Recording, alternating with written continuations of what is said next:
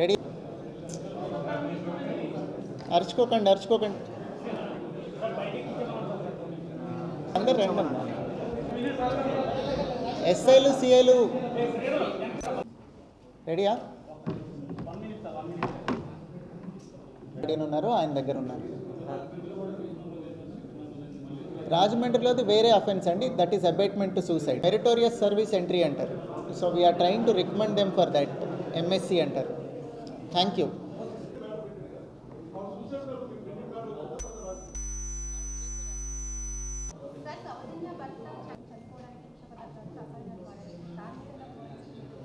అదేనండి, that investigation is still going on.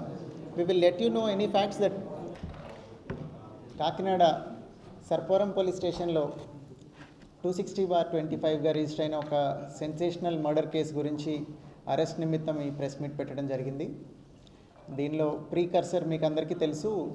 16వ తారీఖున ఆదివారం రోజు రాత్రి 10:30-11:30 మధ్యలో గోదావరి మీద బ్రిడ్జ్ నుంచి ఒక అసిస్టెంట్ ఇంజనీర్ నూకరాజు గారు along with his wife, daughter and grand son నలుగురు సూసైడ్ చేసుకోవడానికి గోదావరిలోకి దూకడం జరిగింది.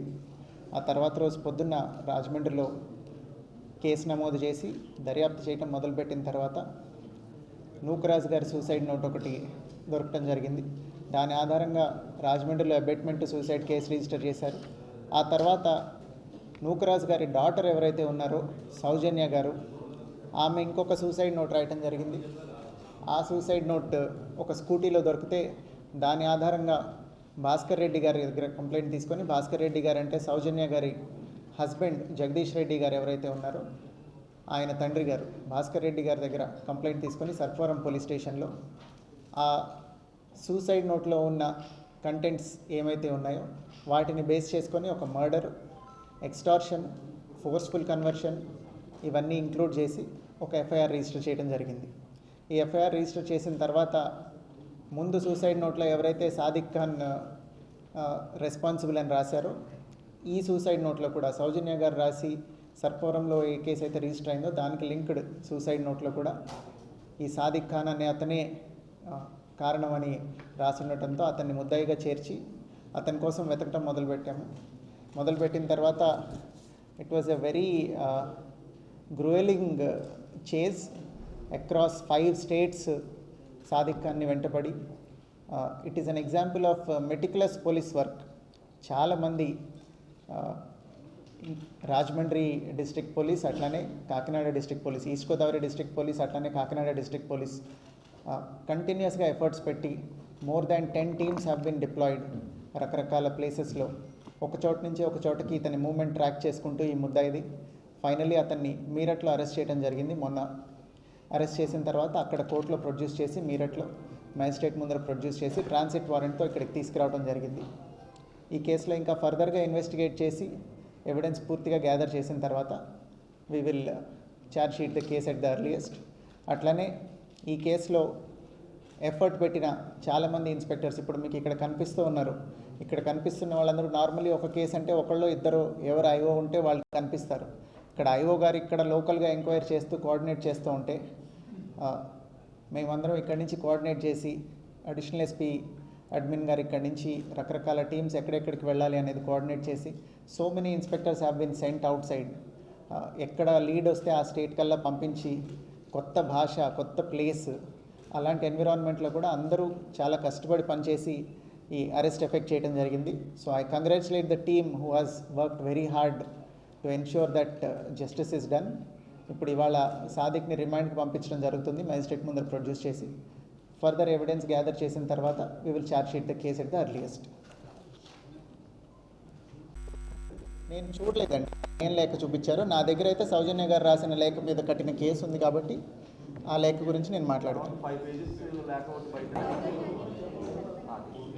అది ఇప్పుడు ఇద్దరు ఇక్కడ లేరండి అంతే కదా, నేను దాని గురించి చెప్పగలను. ఈ ఊహాజనికమైన వాటి గురించి నేను ఆన్సర్ చేయను.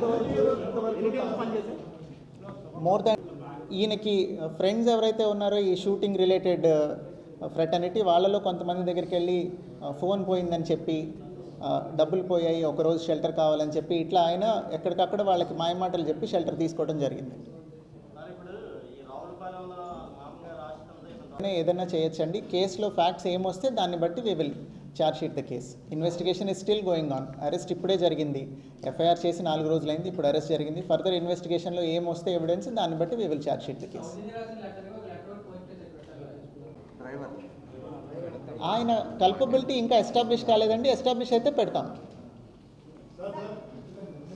పోతానన్నట్టుగా మీరట్లో ఎవరు షెల్టర్ ఇచ్చారో ఆయనకు చెప్పినట్టు తెలుస్తుందండి.